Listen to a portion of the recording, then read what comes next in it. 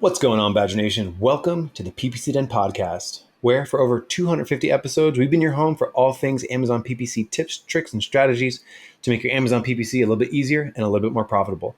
We have an amazing catalog in a Google Sheet where we've categorized all of our episodes. So if you wanted to get our episodes on SEO or our best episodes on bid optimization, whatever it might be, campaign structure, we've got it laid out for you in a really nice format. So go check it out. Links is in the description. This episode, I love. We're going to be digging into a new and recent update to sponsored products, placement bid modifiers. We brought Clement from Ad Badger on the show. So have a good one, and I'll see you inside the Badger Den. I've launched campaigns and picked keywords. I've got my bids, set placements too, and bad mistakes. I've made a few. I've had my share of wrong keywords, but I've come through. We are the PPC Den, my friends, and we'll keep up the rising to the end. You two are the PPC Den. We talk about Amazon. No time for ACOS, 'cause we fix the gambit of the world.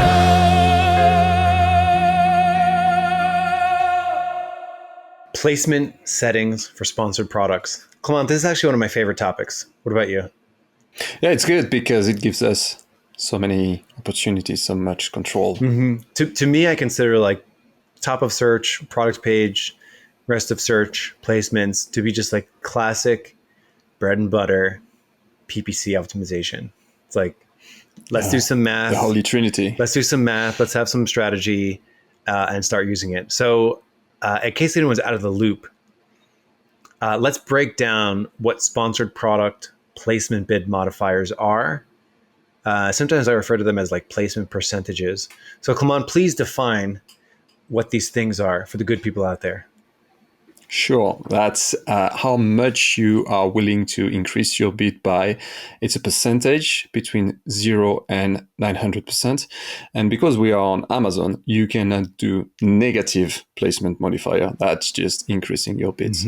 So for example, if you're bidding $1 and you put 100%, you're going to be willing to bid $2 on a specific placement. And yes, of course, break down those three placements. Of course, you have top of search, so that's your typical 4 first placements on a search result page. And then you have product pages, which are the carousel on a product detail page. And then you have the rest of search, where it's everything else.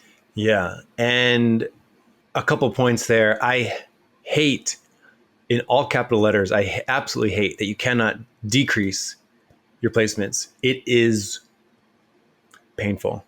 Because even on I look at Google Ads as sort of, again, still, they've just had so much longer to mature their PPC platform. You can do negative, hey, I don't want to appear on mobile. Let me negate my mobile, so I hate that you cannot. So if you're doing really poorly on top of search for whatever reason, you cannot bid down on it, which is pretty frustrating. So it basically takes your keyword bid and applies a bid multiplier on top of it. And something has changed recently that previously you could only change top of search and product page. The update is that you can now change rest of search placement percentage as well. Any idea, what would you speculate as to why the reason was they waited over a year to give us rest of search modifiers? You got me there. I think it's just they put that on the back burner. I don't see why it was not made from the get-go, because why leave out one placement out? It doesn't really make sense. But yeah, now they are offering that opportunity. For now, it's on the bulk file and the API only. So it's not in the advertising console yet. I suspect it's going to come soon enough. But yeah, what are your thoughts on that? Why would they not allow us to do that until then? It's got to be some kind of way, like it increases advertising clicks. It increases the CPC in some way.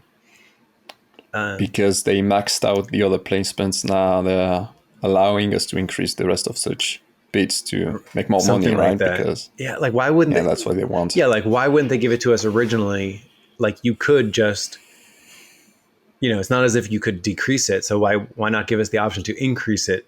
So yeah, I don't know. Maybe it was a technical thing. Like maybe they didn't define what rest of search was perfectly, and or they couldn't put rest of search in a box good enough. Because I mean, rest of search is a big bucket of stuff.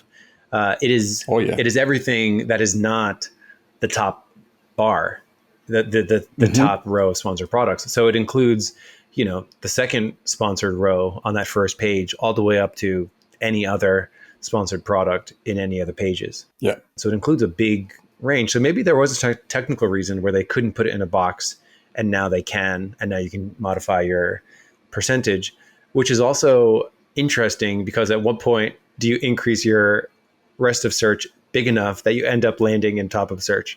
So that's an interesting thing, that as you have this modifier, it's like, does that happen? Like, what if I have like a really strong keyword bid and then I apply a really big rest of search? Am I just going to get catapulted into top of search because of it? Well, I think you're going to stay in rest of search, right? You're going to bid higher for those placements. Yeah. And then for top of search, they're going to take your original bid. And then they stay like that. Yeah. So it's actually cool because there's some use cases of this that you didn't have access to previously that you do now, which is really exciting. So now that we know what we're dealing with, we can get into how to use this, how to think about this, and how to use it to improve your PPC performance. Let's jump into some use cases here. Alrighty, Clement. Use cases for rest of search placement bid modifiers on sponsored products. I'll go first. I think this solves something that I've so desperately wanted solved for such a long time. Imagine you open up your sponsored product campaign. You go and look at your placement performance. So you see your campaign performance broken out by top of search, product page, and rest of search. And then you notice that rest of search is best. Previously, if you notice that rest of search is best, well, guess what? You couldn't do anything about it because you couldn't give rest of search a boost. And now you can. So I like the idea of sort of using this as a tool to maybe go from a rest of search position where you're maybe a little bit lower and you're just nudging yourself up rest of search. You're giving yourself maybe a more preferable placement in that rest of search. You're boxing out a little bit of competition. So I love this opportunity that we now have ahead of us, which is set a rest of search placement boost to just get a little bit more visibility inside your rest of search arena. So I like it. Yeah. First thing we would think about, right? Performances are good. You want to maximize your placement there. Classic PPC. Yeah. And I think it's interesting too, like we thought of some situations where that happens. So like, what are some situations where rest of search would be doing better than top of search? Yeah. So let's think about, a competitive keyword, and maybe your product is not mature enough to be able to make a stand there. So your competitors have more reviews than you have, and maybe they are priced lower, than you. So in that case, you may not be converting as well on those placements, but you may be converting better on the rest of search placements. So that's a use case where you could benefit from rest of search bid adjustment. And we will be seeing some organic rank juice from that, not as much as top of search, obviously, because we know that those placements are preferred by the Amazon algorithm, but I'm convinced that it's still going to affect you positively if your conversion is good enough. Big time. Another interesting use case is on generic type keywords. to do some research for this call, we were opening up campaigns, and one of them we noticed that the keywords were fairly generic. Like you didn't know exactly what the customer wanted. So sort of these low intent keywords, like do they want a big one? Do they want a little one? Do they want a multi-pack or a single pack? That kind of keyword where the jury's out. A lot of times top of search actually isn't best because, 100 people are searching this. They might be looking for 100 different things from those 100 different people. So it's just sort of this like generic browsing type keywords that rest of search could actually benefit from. Now, I think you always want to be guided by performance as opposed to just a hard and fast rule. Like you don't want to say, okay, this is a generic browsing keyword people are going to be hunting around. Let me just knee jerk create increase my rest of search. You always want it to be performance based. Like hopefully you go and you look at your performance and see that rest of search is performing very well, and then you give it a nudge up, which I think is well suited. 100%. Be data driven. Yeah. Don't assume, test. Yeah. And I know it's so much easier to just say like, oh, generic keywords, go do a 50% rest of search increase. Do not do that. Actually go and look at your data and then decide from there. Oh, rest of search is doing well. Let me give it a boost. Speaking of the boosts, I think placement bids lend themselves very well to the sort of nudge up or nudge down approach. So like rest of search doing well, it's, the time where you change your bid placements, give it a nudge up. So, let's say your target ACOS is 25% and rest of search is just crushing it at 10%. Doesn't have a placement modifier in it. I would go in there and give it a nudge up. Without getting too mathy. That's essentially the process. Yeah, definitely. Are there any other use cases that we thought of? Yeah, we thought about maybe items that are that are getting a longer decision making period. We're thinking about pricey items. So whenever people are browsing longer before making a purchase, so you said one, like broad searches, but another one is item that costs a lot. Whenever you look at something that costs, I don't know, a couple of $100, you're not gonna be satisfied by just looking at the first placements. You're gonna scroll down the page, click on product pages, go back, then scroll down again, maybe look at page 2, 3, and then that's where you can get some pretty good conversion there. Yeah, I see that a lot. You mentioned pricier items. I absolutely see that.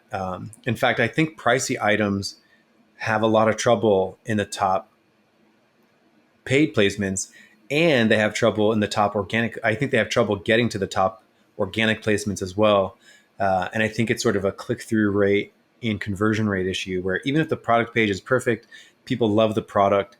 If there's a cheaper product that just converts way more frequently, has a much higher sales velocity, has a higher conversion rate and a higher click-through rate, top of search, paid and organic, is not for that product. It's actually a perfect customer browsing, wants a more premium product. They're going to go to the rest of search. It's actually perfect for that placement. So ensuring that, the browsing, when they scroll down, you're seen maybe sooner by that particular customer, I think you're going to have an advantage in that spot. Again, this is a cool thing that rest of search placement percentages unlocks.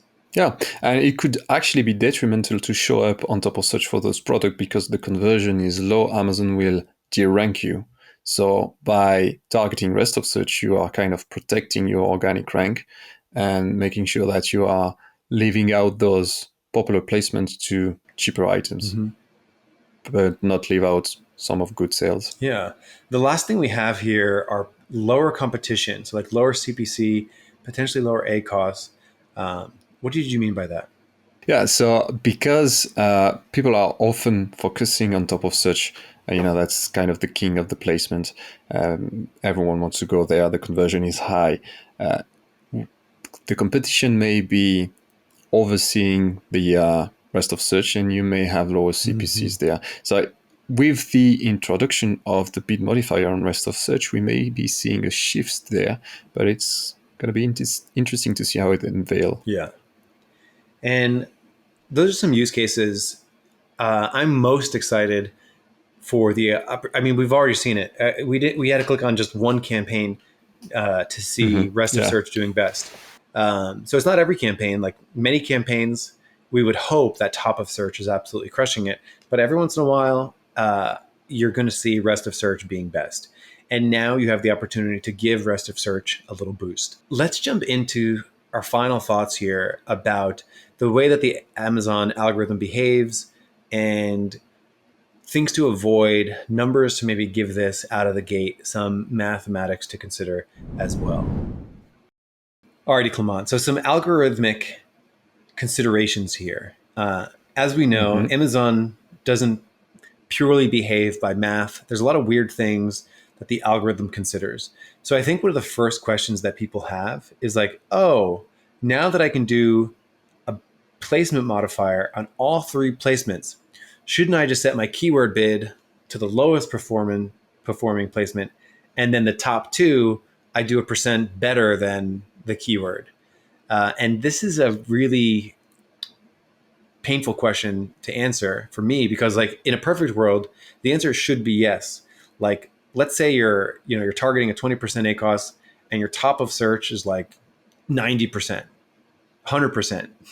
So it's like, shouldn't you just set your keyword bid to like 10 cents, and then like product page and rest of search doing well, you give them like a 500%, 900% bid boost? And the answer is no. And anecdotally, if you reduce your keyword bid that much, you may not even enter the auction at all. So I think if you remember when top of search first came out, that was the gut thing to do. It was like, oh, okay, like top of search is converting, 17% conversion rate. I only want to appear top of search, so I'm going to set my bid 10 cents. I won't show up in product page. I won't show up in rest of search. And then I'm going to bid the perfect amount for top of search. And it didn't really pan out that way. That is not a popular technique. That's usually not recommended. It usually like really hamstrings results. And what you see today is like a bid that's high enough to enter the auction, and then a top of search like 100%, 150, 200%. It's very rare I see someone doing well with like a 900% top of search in a very tiny keyword bid. It just doesn't work according to the math. So I think there's some weird algorithmic thing that your keyword bid needs to be big enough to enter the auction, and then they look at it, which makes sense because like there's no reduction of the bid. So like I just think that's the way that Amazon created the algorithm. Like we're only additive here. Like you need to have a strong bid to enter, and then we'll only add on top. Not, oh yeah, we'll let you slide in even if you don't qualify for top of search placement. So I think they're like looking for a base keyword bid to even enter the top of search placement. Yeah, 100%. We know that the algorithm takes a lot of things into account, like we have conversion, we have CTR, but definitely the actual bid is something to be considered. And you said it, when we wanted to create a gap between the other types of placements and top of search, we saw that if the gap was big enough, it would just stop working. So definitely have at least a competitive bid, a bid competitive enough to at least enter the auction, and then you have that nudge for rest of search or whatever placement you want to have there. This is true. Like even if you're the only person bidding on some crazy word that no one's ever bid on before, you still don't pay only a penny. Like there's still some sort of like minimum amount that you need to bid in order to get action, which mathematically doesn't make sense. From a business perspective, I suppose it makes sense why they would have this sort of like minimum. But that being said, you still want to enter your bidding, your keyword bid based on the performance of the keyword, and then use your placement settings as a way to sort of move away from that. I would say there is some benefit in doing like slight keyword decreases and then a larger placement percentage up, but nothing too drastic that you actually fall out of the auction. So those are some thoughts around like, should you just lower your keyword base bid and then apply huge placement percentages? That's generally not recommended. Yeah, I think with all things, you should be incremental. So, nudge it up a couple of percent on the bid modifier, and then lower your bid a couple of cents, and then see what happens. It works that way, the way you want them, and you continue pushing that.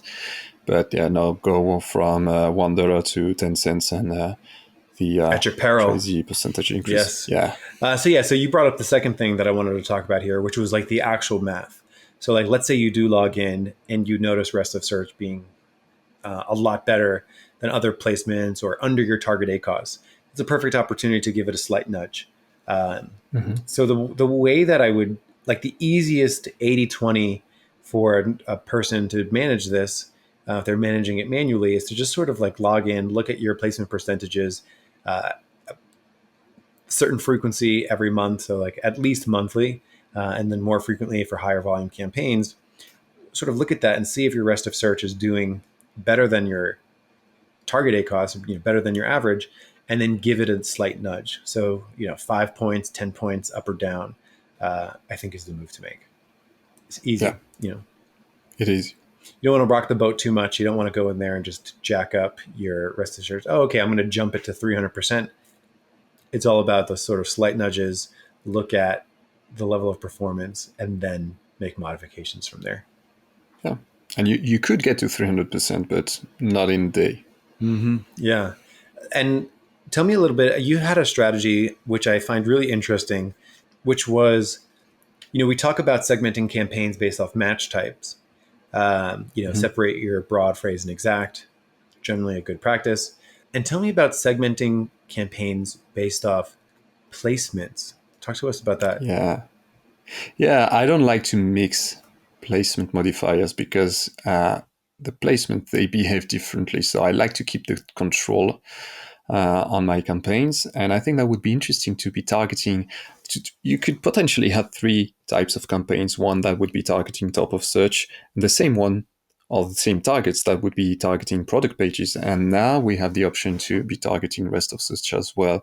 Every time the person sees your ad, that plants a flag in their brain. Even if they don't click on it, I think that's beneficial to show up only to kick off your competition. Mm-hmm. So that's the idea. I think, isolating placement modifiers is something that should be done on best practice. I dig it. That's cool. Okay. So we've defined what placement bid modifiers are, talked about the update. We talked about sort of situations where this is going to solve, like situations to really pay attention to something like this, as well as some algorithmic math-based scenarios to think about. Final thoughts. Do you like this update? Are you excited by it? Yeah, I like the update. Every time Amazon gives us more control, I like it. Now it adds a complexity on top of something that is already complex. So, but it's cool, we learn one bit at a time. So I'm happy that they allow us to do that. Yeah, I'm a fan of this too. You finally have another dial that you can turn up or turn down. Well, you can only turn it up, but it's one more dial. You can turn it down if it's at 100%. So it's just one other area of control that Amazon has given us. So thank you, Amazon, for this additional level of control. And everyone else, go dig into some of your campaigns. Pay attention to maybe some of the generic keywords. If you have a browsing type keyword, or maybe you have a higher priced product in your competition, my guess would be you have campaigns out there where rest of search is doing well. Jump in there and begin to give yourself a rest of search boost. Thank you so much, Clement, for coming on the show. Thanks, Mike. Always a pleasure. Alrighty, everyone else, I'll see you here next week on the PPC Den podcast.